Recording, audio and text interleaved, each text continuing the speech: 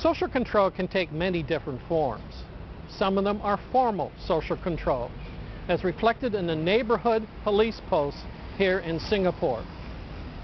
These stations began in 1983 to be small police stations where the police would get to know their local community residents. This was especially important in densely populated Singapore, with most of the population living in what are referred to as HDBs, Housing Development Bought Flats. People could come from the flats and express their concerns to the police, get to know them. This concept was somewhat patterned after the kobans that we find in Japan. And this notion of community-based policing has now been found in North America as well. Singapore is sometimes referred to as the nation of campaigns. But this does not refer to political campaigns. These are campaigns against what is regarded as disagreeable behavior.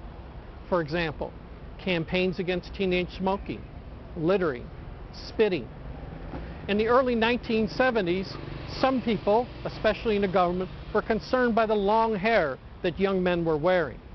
So a campaign was begun with its slogan being, "Males with long hair will be served last."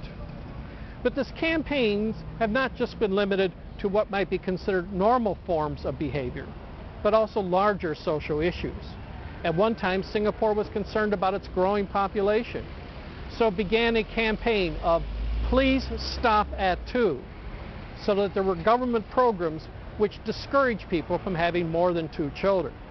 But so successful was this campaign that shortly thereafter they started to encourage people to have more children. And now we had a campaign slogan of "Have 3 or more if you can afford to."